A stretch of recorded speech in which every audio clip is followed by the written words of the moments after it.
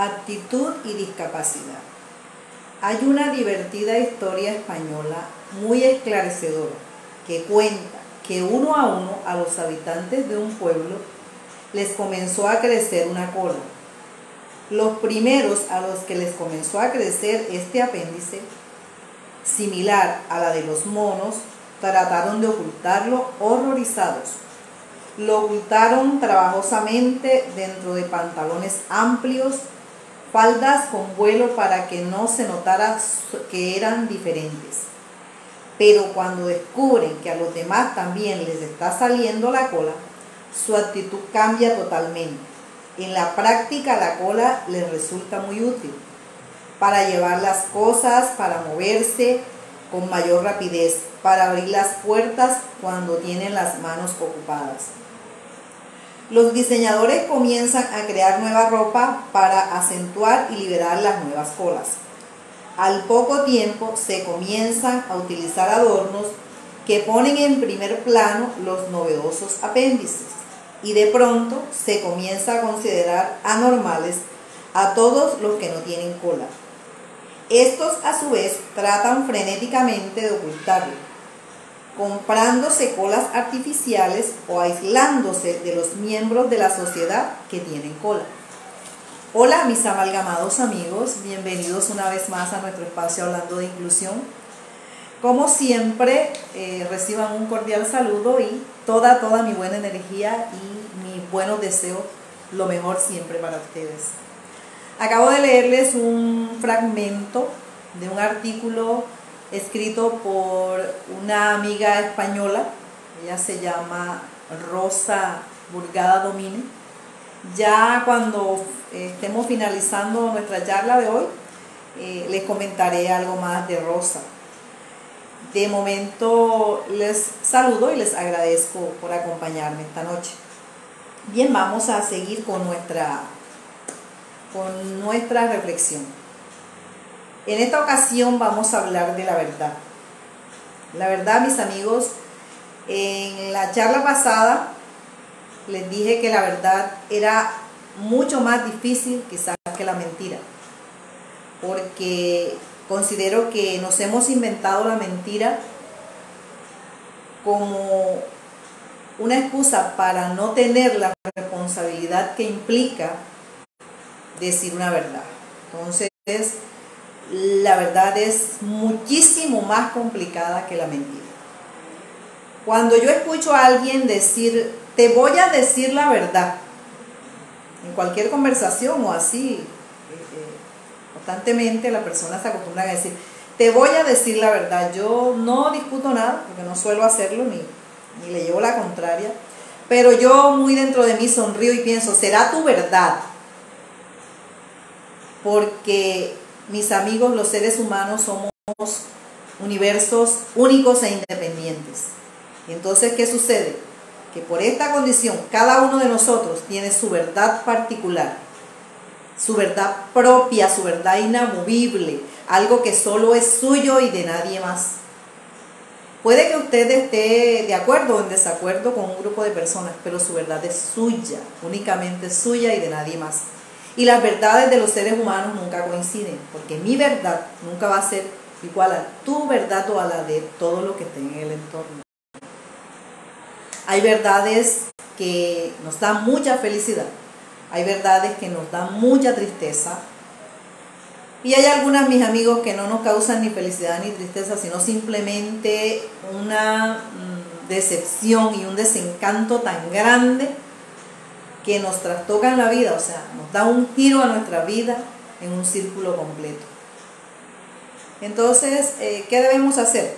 Tratar, porque como les decía en la charla pasada, no es fácil decir la verdad y esgrimir siempre la verdad es muy complicado, muy complicado, no es sencillo, pero debemos tratar de cimentar nuestra existencia en la verdad. Siempre debemos, es muy difícil, les repito y se lo voy a repetir siempre, y las personas que quizás, porque me incluyo, estamos en ese grupo que tratamos porque la idea no es ser perfecto, la idea es de pronto no mentir. Todos, como les decía la vez anterior, en algún momento de nuestras vidas nos hemos visto precisados a mentir. Pero entonces hay un grupo de personas que siempre van con la verdad, que siempre esgrimen la sinceridad como tal, y esto causa muchos problemas. Particularmente me ocasiona muchos problemas. A veces trato de replantearme la vida, o como me dijera hace poquito alguien, no, es que toda la gente va para Alemania y tú vas para Grecia. Es que trato de ser de otra forma, y así como yo hay mucha gente, muchísima gente que vive de la misma manera. Entonces, ¿eso que genera? Conflictos, problemas, dificultades, y entonces a veces no se quisiera estar en este plan, pero es que entonces es imposible ir para donde van todas las personas engañadas o esgrimiendo algo que todos dicen que es verdad y que nos quieren obligar a aceptarlo como verdad, y no es posible. Entonces eso nos ocasiona muchísimas dificultades. Particularmente una de las consecuencias de esta forma mía de vivir es el aislamiento. Porque es que ninguna persona, ni las personas que más me aman, están preparadas para esa actitud mía muchas veces. Porque no están preparadas. Entonces cuando la persona no está preparada para esto, y sobre todo para estas verdades, trata de aislar al otro. Y entonces yo considero que una de las consecuencias graves que ha tenido para mí esa actitud de no dejarme imponer verdades ajenas es la soledad. Siempre se los he dicho. Bien, para concluir nuestra reflexión entonces de hoy, tratemos, aunque sea difícil, aunque parezca imposible, de ir siempre llevando nuestra verdad, o tratar de llevar la verdad como una premisa, ¿sí? De tratar de vivir en la verdad. Como les repito ya por enésima vez, no es fácil, no es sencillo, porque muchísimas personas no están preparadas para vivir así, y eso ocasiona muchos conflictos. Pero entonces hay que tratar de cimentar las bases de nuestra existencia en verdades. Tratar de hacerlo, porque no es sencillo, no es fácil, pero hay que tratar de hacerlo. Entonces, mis amigos, empiecen a escribirme cuál es su verdad y qué les parece esta reflexión de esta noche, en esta oportunidad. Bien, ahora vamos a nuestro tema central. Cuando se habla de discapacidad, se miran muchos aspectos generales de la discapacidad, y se habla y se escribe y todo relacionado con la discapacidad. Pero hay aspectos que van relacionados directamente con la discapacidad. Uno de ellos, del que quiero tratar de hablar un poco esta noche, es la discriminación. La discriminación es algo muy marcado en cuanto a la discapacidad, pero casi siempre se ve de manera general, de una manera muy por encima, no se profundiza mucho. Hay momentos en los que surgen eventos puntuales, entonces se habla de la discriminación, de que es algo que no debe existir, pero que se hable de discriminación de una forma más profunda, de una forma más ampliada, no. Se habla de discapacidad y de la discriminación en general en todos los aspectos. Y deberíamos fijarnos más en esto de la discriminación. En cuanto a la discapacidad y en otros aspectos, aunque no sea cuando se habla de discapacidad. Porque al hablar de discapacidad debemos tener en cuenta que dentro de la discapacidad hay muchos subgrupos que, cuando hablamos de discriminación como tal, sufren múltiples discriminaciones. Llámese, o sea, muchos grupos. Puede ser grupos que son desplazados por la violencia, grupos que sufren violencia intrafamiliar, niños que sufren maltrato infantil, mujeres que sufren maltrato por su grupo étnico, por su color de piel, por su credo religioso, por su nacionalidad. Y hay una que es la que quiero resaltar y hacer notar un poco esta noche, y es la discriminación a las personas que, perteneciendo a la comunidad LGTBIQ+, creo que lo dije bien, con todo respeto, porque no alcanzo todavía a aprendérmelo. Entonces les repito, es aquella discriminación a la que son sometidas las personas que además de pertenecer a la comunidad LGTBIQ+, presentan una condición de discapacidad. Mis amigos, hay muchas personas que perteneciendo a esta comunidad presentan una condición de discapacidad y para ellos la vida es difícil porque la discriminación para ellos muchas veces es múltiple. Y al igual que en otras condiciones es algo que llega a veces a extremos difíciles y despiadados para una persona en condición de discapacidad perteneciente a este grupo de la comunidad LGTBIQ+. He tenido noticias de algunas de estas personas. Voy a mirar cómo logro grabar unas entrevistas con una o dos de ellas para Amalgama Canal de YouTube. Ya les estaré enviando el link cuando haga estas entrevistas. Esta semana salí y estuve tratando de lograr eso. Yo desde el lunes pasado inicié en el grupo de Mis Muletas y Yo unos artículos relacionados con esto para tratar de mostrar y de visualizar aquellos subgrupos que están dentro de la discapacidad. E incluso les pedí a las personas, a todos los integrantes del grupo, a los que me apoyan allí, que si quieren puedan mandar sus fotos, sus videos y lo que quieran escribir relacionado con esto, porque sé que cada uno conoce o tiene una historia cercana de estos subgrupos que además, les repito, de presentar una condición de discapacidad, presentan cualquier otra condición que los hace ser víctimas de más de una discriminación.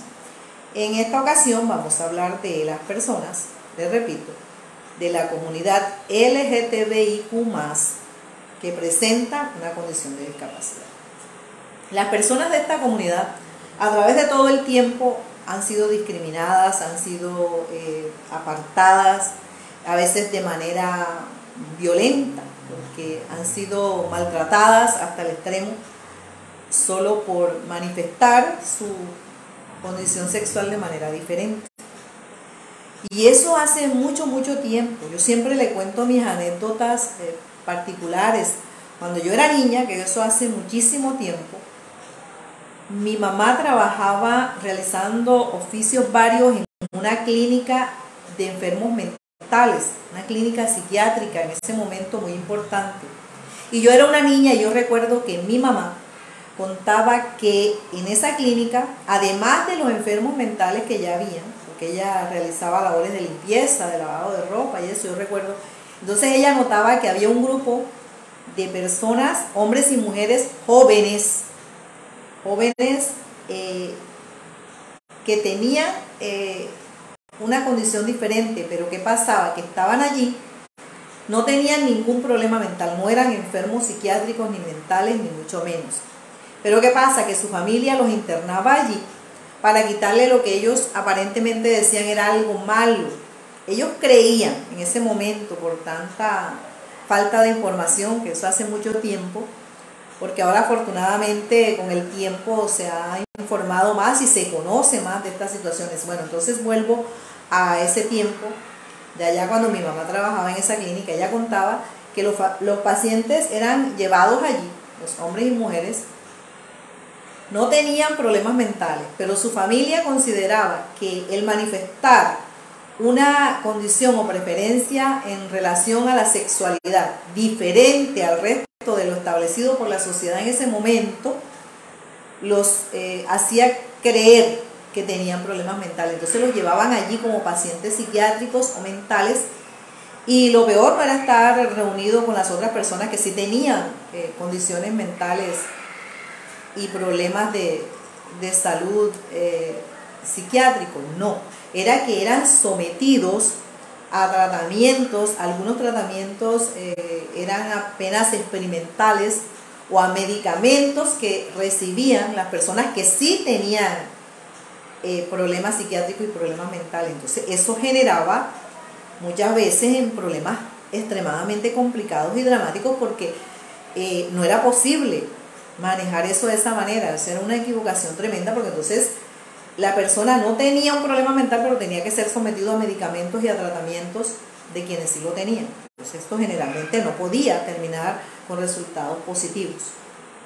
Pero afortunadamente, como les digo, eso hace ya muchísimo tiempo, eso era cuando yo era niña, que yo escuchaba a mi mamá y a mi abuela hablar de esas historias, muchas historias de pacientes específicos muy jóvenes que llegaban allí con esta condición.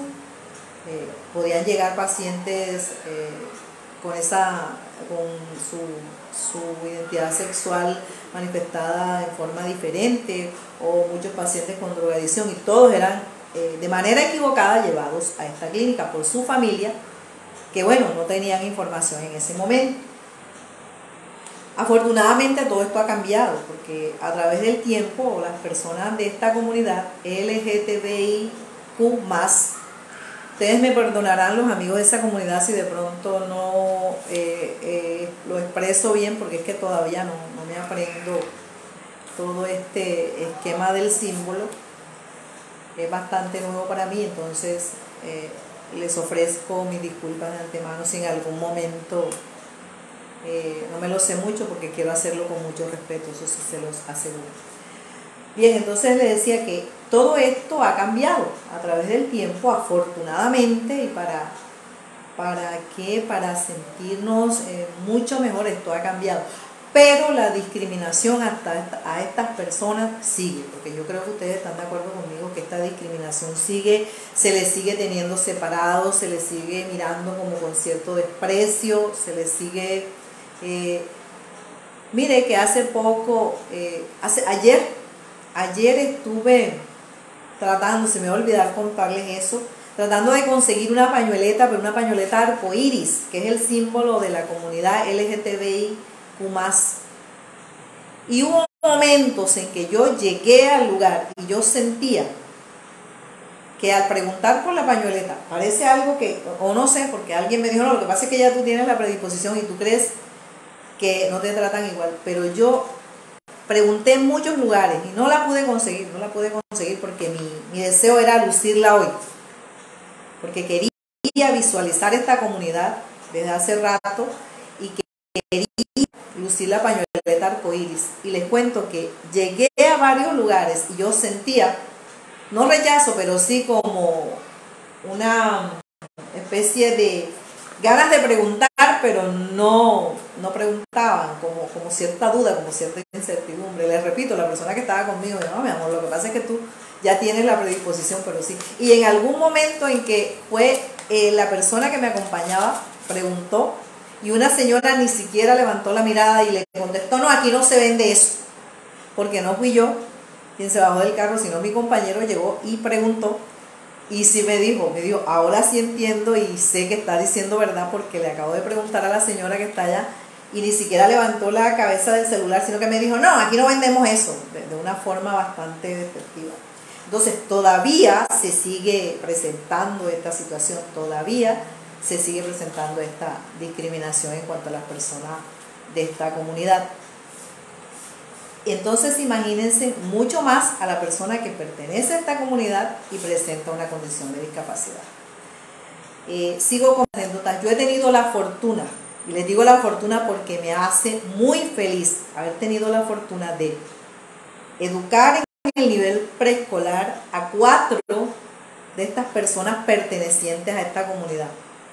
Yo tengo 4 alumnos, 3 varones y una mujer, 3 niños y una niña, que ya son personas adultas y hoy por hoy pertenecen a esa comunidad. Entonces le digo que tengo la fortuna porque yo los quiero mucho y les digo algo, yo en el momento en que ellos crecen y manifiestan su condición, o no digamos que condición, su identidad sexual de manera diferente, en lo que se cataloga diferente, porque para mí no es diferente, para mí todos somos iguales. Entonces, cuando esos jóvenes, que cuando eran preescolares, eran niños de 2, 3, 4, 5 años máximo, eran mis alumnos, manifestaron, como les repito, su identidad sexual diferente para los demás. Para mí no fue una sorpresa, porque yo los tuve en el jardín y yo desde pequeño, yo soy muy analítica y yo siempre los veía. Yo los veía desarrollar su actitud. Lo que sucede es que yo lo manejo de una manera equilibrada. Yo nunca fui esa maestra que, si se me presentaba, como en muchas ocasiones me presentó el hecho que uno de los niños no quería jugar con carritos sino con muñecas. Yo no fui esa profesora que llamé al papá y le dije, mire, esto es una tragedia porque él constantemente quiere juguetes de niña, él le gusta todo lo relacionado con niña, ¿no? Porque primero que eso tenía que ser a nivel de su familia, a nivel privado, a nivel de su intimidad familiar. Y segundo, que yo no podía interrumpir ese proceso, ni fomentándolo, porque yo en ese momento trataba de sobrellevar la situación y sacarla de la mejor manera, sin ninguna educación, pero el sentido común me indicaba que yo no podía truncar ese proceso, ni, ¿cómo les digo?, fomentándole al niño, sí, dándole la muñeca, o gritándolo, o diciéndole que los niños no jugaban con muñeca como les hacen siempre, sino que yo dejaba que todo fluyera y trataba de inventar cosas para que eso no se convirtiera en algo más difícil. Primero, como les repito, eso le tocaba, era a sus padres. Y segundo, que no se podía, una docente no puede interrumpir ese proceso. Porque entonces pueden suceder dos cosas, que usted, si le dice, sí, vamos a darle la muñeca, le fomenta lo que quizás no va a suceder, lo que quizás de pronto es una actitud momentánea. Y si usted lo regaña, que los niños no juegan con muñecas, usted está interrumpiendo un proceso, está quitando la posibilidad de ese niño o esa niña desarrollarse como tal. Entonces yo recuerdo que yo lo hacía de una manera muy difícil, pero nunca puse queja, nunca llamé a los padres de esos 4 niños y le dije, mire, pasa esto. A veces tenía practicantes y tenía personas alrededor, y decía, mira, pero es que ese niño, no se puede llamar al padre, eso hay que dejarlo que suceda a nivel de su casa, porque yo no soy la persona adecuada para interrumpir ese proceso, ni para fomentarlo, ni para detenerlo de manera abrupta. Entonces, por eso les digo que no me sorprendió el día en que al crecer ellos manifestaron su identidad sexual como lo manifiestan. Yo lo frecuento, yo los quiero mucho, ellos me quieren a mí. Entonces no me sorprendió. Lo único que sí sucedió en una ocasión es que me desconcerté, pero no porque me sorprendiera verlo así, sino que los otros siguieron cerca a mí y yo los he tratado, pero este chico, uno de los chicos, se fue al exterior. Yo lo dejé de ver como un muchacho, como un joven, y cualquier día me encuentro con una mujer muy hermosa, una mujer joven, jovencita, pero muy bella, muy bella. Yo estaba en algún lugar y me saluda esa mujer preciosa. Yo soy mujer y yo reconozco cuando otra mujer es linda, yo no tengo ningún inconveniente en decirlo. Viene esa mujer hermosa y me saluda, me abraza, me dice, profesora Ana, ¿cómo está? La quiero mucho. Completamente desconcertada porque era un cambio para mí extraordinario. Yo le dije, ¿y dónde fuiste tú, mi alumna, mi amor? Y me dice, no, yo soy tal persona, y me dice su nombre de niño. Entonces, eso sí, no es que me alertó, ni yo grité, ni dije por qué, no, sino que me sorprendió bastante de ver que él cumplió con su cambio. Él desde niño manifestaba sus expresiones y ahora creció y dejó de ser el joven que era y se convirtió en una mujer preciosa, una mujer muy bella, ¿verdad? Entonces eso fue lo que me llamó la atención. Pero bueno, después entonces cualquier día me visitó, vimos las fotos. Y sí, yo tengo muchas fotos de mis alumnos pequeños del jardín de hace muchos años, de hace más de 30 años que comencé. He procurado guardar esas fotos y las vimos y me dice, mire, este era yo. Y efectivamente sí, era un niño muy lindo. Y yo empecé a recordar que sí tenía todas esas características de los otros 4. Les repito, son 3 niños y una niña, que hoy en día son 3 hombres y una mujer que pertenece a la comunidad LGTBIQ+. Y les digo que yo soy afortunada porque quizás sin saberlo, porque en ese momento yo les aseguro que no lo sabía. Yo no me desconcertaba, pero trataba de llevar un equilibrio, que yo no podía aterrar a los padres ni empezar a decir cosas que quizás no iban a hacer, ¿verdad? Porque quizás iba a ser algo de momento y entonces yo no podía dañar todo eso. Quizás en ese momento sin saberlo, yo contribuí a que ellos de manera sana siguieran su proceso y fueran quienes son. Y yo creo que ellos lo entienden, porque ellos se encuentran conmigo las veces que podemos frecuentarnos, porque algunos ya viven en otros lugares del país. El chico que les cuento, o la chica, vive fuera de Colombia. Y entonces cuando se encuentran conmigo, ellos me agradecen, me dicen que me quieren mucho. Yo nunca los regañé por eso, yo nunca los grité, yo nunca formé ese drama de llamar al padre para que lo castigara, no, yo dejé que los procesos se dieran. Entonces, por eso digo que fue sin saberlo, porque ahora me doy cuenta, yo en ese momento no entendía como entiendo ahora todas estas situaciones, ¿verdad? Entonces, eso en cuanto a esta comunidad en general. ¿Quién está allí? Luz Osorio. Muchas gracias, Luz, buenas noches, saludos al bebé y un abrazo, gracias hermosa. Bien, entonces eso en cuanto a la comunidad LGTBIQ+ en general, en general. Pero entonces vamos ya a las personas pertenecientes a esta comunidad que presentan una condición de discapacidad. Imagínense ustedes, mis amigos, si es difícil para una persona que pertenezca a este grupo sin tener una discapacidad, le es difícil la vida, le es complicado, a veces muy doloroso enfrentarse a toda la discriminación de que muchas veces son objetos. Ustedes se imaginan a alguien que además de esto tenga una discapacidad. Es algo bastante difícil para esta persona. Y toda esta discriminación se da desde los hogares. Se da desde los hogares, se extiende hasta la escuela y a el entorno de trabajo. Pero es que en los hogares se da y es entendido, por lo menos con el tiempo lo he entendido.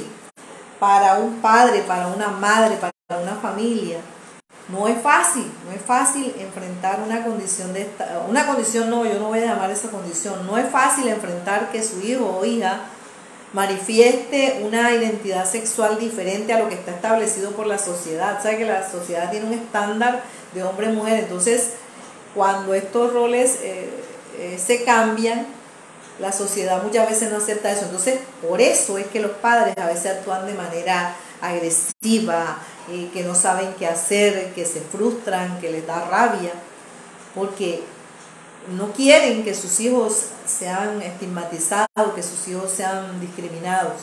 Eso es entendible. Yo entiendo a los padres cuando se enfrentan, no es fácil, que hay que trabajar, que hay que sobrellevar las situaciones, pero no es fácil, eso es fácil decirlo, pero vivirlo ya eso debe ser otra cosa muy diferente. Entonces hay que entender que los padres lo hacen especialmente por la falta de información y el desconocimiento de muchos padres en relación a esto. Entonces, ¿qué sucede? Que ellos, al ver toda esta discriminación, no quieren que sus hijos vivan eso.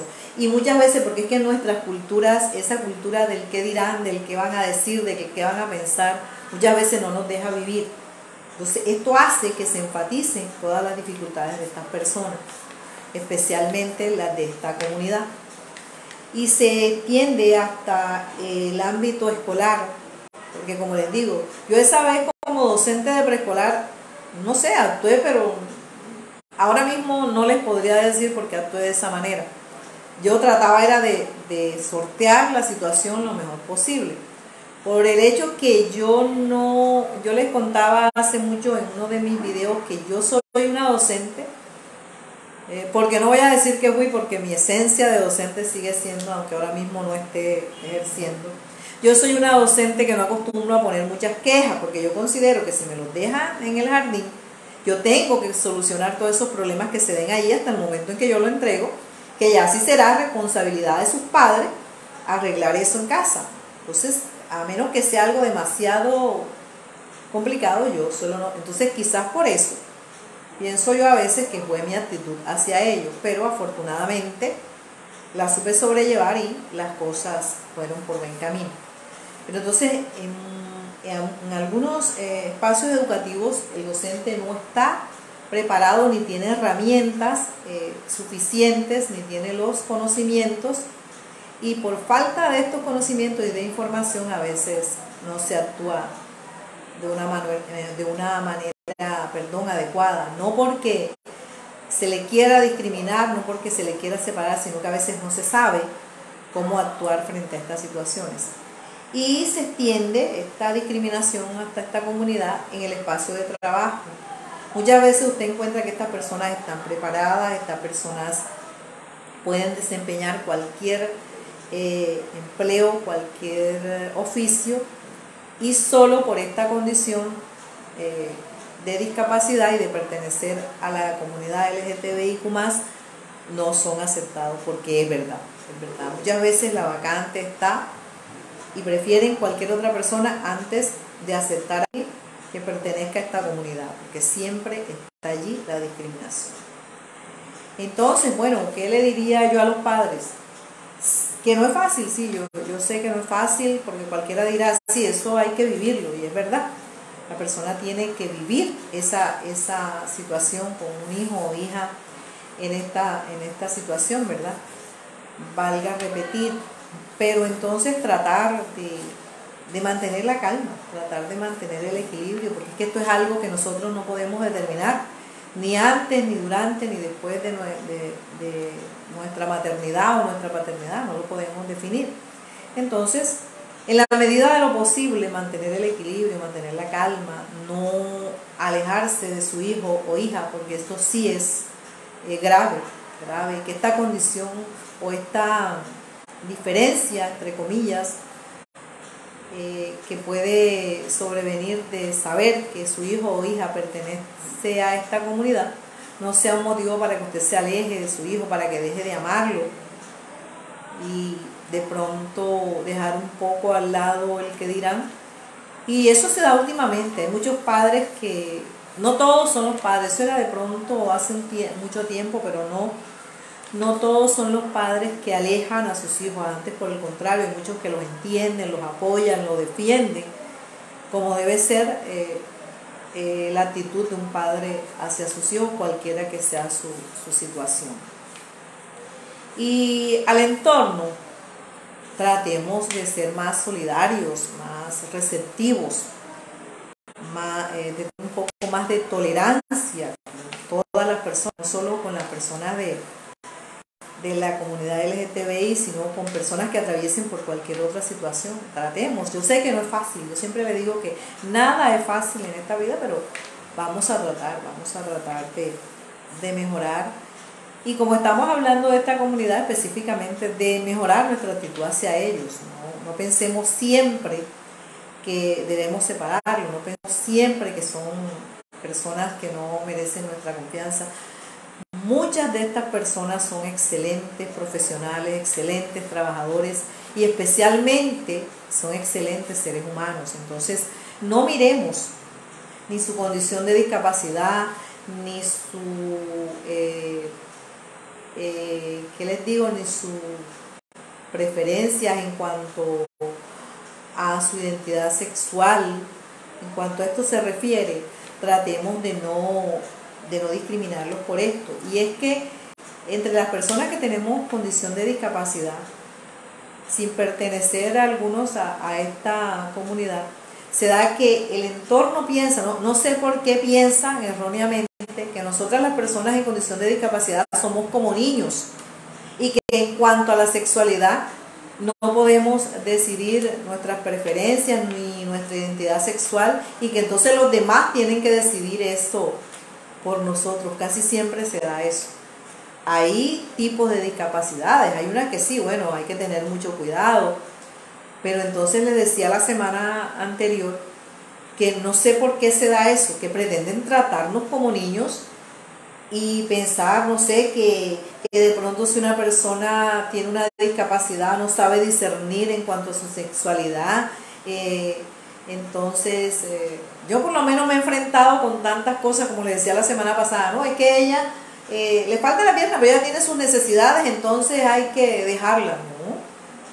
Yo tengo mi identidad y mi preferencia, eso lo decido y lo determino yo en cualquier momento, ¿verdad? Lo mismo que Si una persona tiene una discapacidad, también me sucedió eso. No es que esa persona, en ese caso, en el mío, no es que ese hombre no tiene buenas intenciones con ella, es lo que le tiene es lástima. No, nosotros las personas en condición de discapacidad, hombres y mujeres, estamos en la capacidad de enamorarnos, de desenamorarnos, de amar, de ser amados, de tener una identidad sexual, cualquiera que ésta sea definida, y de manifestar nuestra sexualidad y de vivirla como la vive cualquier otra persona. Entonces, el entorno trate de quitarse eso de la mente. El hecho que se tenga una discapacidad no indica que no, los demás tienen que decidir si tenemos o no tenemos pareja, o si nos enamoramos de este o de aquel, o de esta o de aquella, ¿no? Dependiendo de la condición de discapacidad. Por lo menos yo hablo por las personas con discapacidad física. Yo no permito eso, ni nunca lo voy a permitir que alguien diga, no, que porque yo tengo una discapacidad física yo no puedo definir cosas relacionadas con mi vida personal, con mi vida íntima, ¿no? Entonces, eso le digo al entorno, hay que mirar estas situaciones de un punto de vista más objetivo, más real, con más solidaridad, con más empatía, con más cuidado y poniéndonos en los zapatos de los demás. Y a las personas de la comunidad LGTBIQ+, con o sin discapacidad, enviarles un abrazo y como yo siempre les digo, yo no estoy pendiente de fechas ni de nada de eso, porque yo sé que en las fechas especiales, como el Día de la Discapacidad, se marcan y se les da como, ¿qué les digo? Se hace visible ese día, pero yo digo es siempre, no esperemos una fecha. Por lo menos hoy no es día de las personas en condición de discapacidad, ni es día de las personas que pertenecen a la comunidad LGTBIQ+. Pero entonces yo quiero hacerlos visibles, porque siempre les digo lo mismo. Mis videos sencillos, artesanales, quizás sin mucho profesionalismo, porque de pronto las personas que saben dirán, no, pero es que esos videos no tienen ninguna calidad, eso no está bueno, eso no sirve.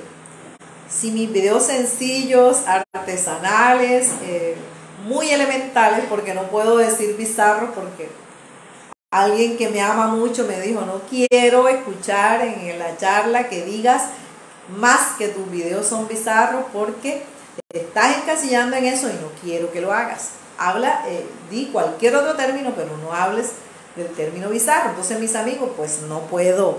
Muchas gracias.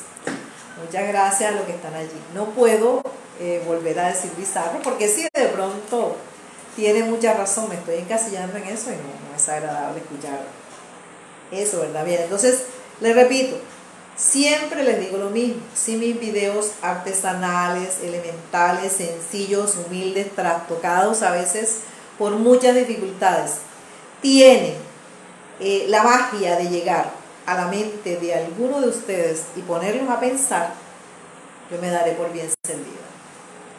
Eso para mí será mucho mejor que cualquier otro regalo o cualquier otro premio, ¿verdad? Para mí será muy especial que ustedes tengan en cuenta algo de lo que yo haya comentado. Entonces, para esta comunidad de las personas LGTBIQ+, esta noche quiero visualizarlos. Esta noche quiero hacer que todos voltemos la mirada a este grupo de personas y decirles que, con discapacidad o no, Amalgama y Ana Pabuena personalmente estamos para ustedes. Pueden contactarme, pueden utilizar Amalgama como un medio de expresarse, como un medio de manifestarse y como un medio de hacerse visibles, ¿verdad? Entonces, un saludo y un abrazo para todos ustedes. No los conozco, quizás no me conocen, de pronto por alguna casualidad llega a ustedes este video, entonces sepan que hay una persona que piensa en ustedes, porque ustedes son uno de esos subgrupos importantes que está en el entorno de la discapacidad. Les repito, las personas que pertenecen a la comunidad LGTBIQ+, que tienen o no tienen discapacidad. Un abrazo para ustedes y siempre con ustedes para hacerlo visible, y a su Amalgama siempre estará para ustedes. Bueno, vamos a concluir ya, estamos como muy pasados de tiempo. Voy a enviar por aquí unos saludos, déjenme ver, voy a ver, aquí está, voy a enviar mis agradecimientos al comité organizador de la Superverbena en Aruba, a Luis Retamoso, a Liberata Ospino, a Esther Ospino, a Raquelita Calil, a John Jairo Pacheco, a Katia El Huedo, a la gerencia de Miduchi Casibari. Este fue el lugar donde realizaron las Superverbena el sábado de carnaval y el Superpolvo el domingo de carnaval en el día. A don William Grisales y su equipo de trabajo, él es el gerente y propietario de Miduchi Casibari, y a todos los participantes en la rumba de la Superverbena 2023. Estas son personas de Aruba que trabajaron en esos 2 días para realizar su aporte en la consecución de la silla de ruedas para la niña Brenda Sofía, que ya les he venido hablando de eso. Ya estamos casi a punto de finiquitar todo esto. En Galán, Santander, a la profesora y gran amiga, queridísima amiga Marta Ruiz Muñiz. Y en Palermo, Magdalena, al pastor Miguel Rangel. Es una persona, el pastor, que se ha encargado mucho de la niña, le ha ayudado mucho a la niña en diferentes aspectos. Inclusive tengo entendido que la casa donde la niña está viviendo es propiedad de esta iglesia, y el pastor muy solidario, muy buenamente se las presta para que ellas puedan vivir, porque ellas no poseen una vivienda. Y no solo a este grupo de personas, a todas las personas que son voluntarias de Amalgama de Corazón, a todas las personas que en algún momento determinado han tenido incluso ayudas en lo material y en lo económico, e incluso a todas las personas que me han enviado una manito arriba con una voz de aliento. Gracias, muchísimas gracias. Bien, les decía de cuando comenzamos que les iba a hablar de Rosa Burgada Domínguez. Rosa es una escritora española, vive ella en Barcelona, en España, y yo desde hace rato que estoy en esto desde hace 5 años ya que estoy con Amalgama. Yo la he seguido porque yo la admiro mucho. Yo se los dije la semana pasada que ella estuvo allí en el en vivo. Me emocioné mucho porque para mí es un honor que ella mire mi trabajo sencillo, como digo yo la admiro mucho a ella. Entonces, ¿qué pasa? Siempre la he seguido y entramos en contacto, no sé ni de qué manera. Entonces, el sábado tuvimos desde España, buscamos acomodar la hora y tuvimos desde España una videollamada.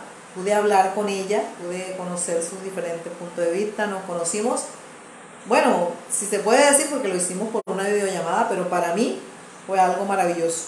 Yo la admiro mucho porque ella es una persona, maravillosa persona y gran escritora. Entonces yo la admiro porque ella es una mujer en condición de diversidad funcional. Ella tiene una discapacidad física, ella utiliza silla de ruedas, pero es una mujer tan maravillosa que usted la ve en todas partes. La última vez que la vi estaba de viaje por Egipto, Rosa, montada en un camello. Entonces eso es lo que hace que yo la admire como escritora y persona, una persona en condición de discapacidad que no tiene límites. Esta condición a ella no la limita, entonces es algo que hay que resaltar.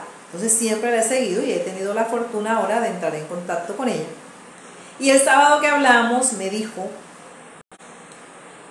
quiero de alguna forma ayudar a la consecución de la silla de Brenda y ayudarla en otros aspectos, porque como les dije ya, lo importante para Brenda y fundamental es la silla, para que su mamá no tenga que cargarla, para que no sea tan difícil la vida de esta niña, que el 27 de marzo va a cumplir 15 años.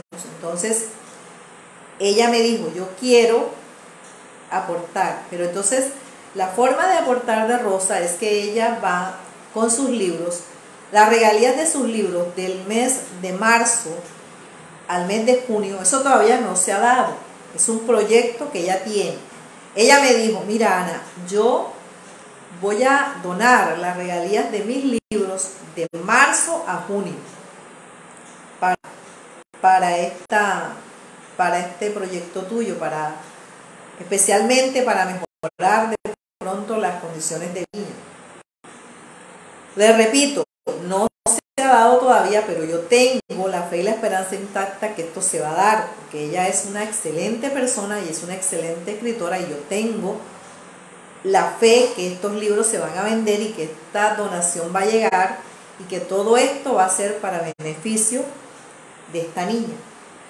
Les repito, no se ha dado, pero ella tiene esa intención. Entonces, esto me hace esta noche resaltarla y contarles que ella tiene esa intención y tiene muchos otros proyectos que estuvo enviándome, y yo sí, encantada, porque yo les cuento algo, ya para finalizar. Yo tengo amalgama desde hace unos 5 años, ya les dije, paso a paso, una vez sí, otra vez no, y llega un momento en que me desencanté completamente. Yo creo que eso se los dije ya en otro video, pero como ya yo tengo 60 años, tengo que repetir las cosas. Yo estaba muy desencantada. Yo decía, porque es que siento que no avanzo, siento que con amalgama no avanzo, y cualquier día dije, bueno, voy a dedicarle tiempo. Y salí de la cuestión del colegio, y creo que ahora, al dedicarle tiempo, estoy viendo los resultados, y es que ya son 5 años. Entonces tengo todas esas posibilidades. Les repito, lo de los libros todavía no ha sucedido, pero yo tengo la absoluta certeza que eso va a suceder y que le vamos a dar una mejor calidad de vida a esa niña en todos los aspectos. Entonces, bien, no me queda más que agradecerles y decirles, amalgama, bueno, continúo, ahora estoy dedicándole más tiempo. Antes de ayer empecé con las entrevistas y noticias, ya la otra semana les tengo una noticia maravillosa. Cuando ya tenga todo organizado, les hago un en vivo para contarles la noticia. Tengo que organizarlo todo, todavía me falta uno que otro cabo que atar, pero está allí, amalgama está allí, está firme. Continúo avanzando con pasitos cortos, pero con mi única pierna, pero ahí voy avanzando. Entonces, bien, eso es lo relacionado con todo esta noche. Si se me olvida algo, pues ya pronto se lo diré. Muchas gracias a todos por escucharme, por llevarme la corriente, por colaborarme. Gracias a todos los amigos de Amalgama. Y recuerden, tenemos que hacerlo todo con amor, con mucho amor, porque cuando todo se hace con amor, resulta más fácil. Entonces, Fundación Amalgama, paso a paso.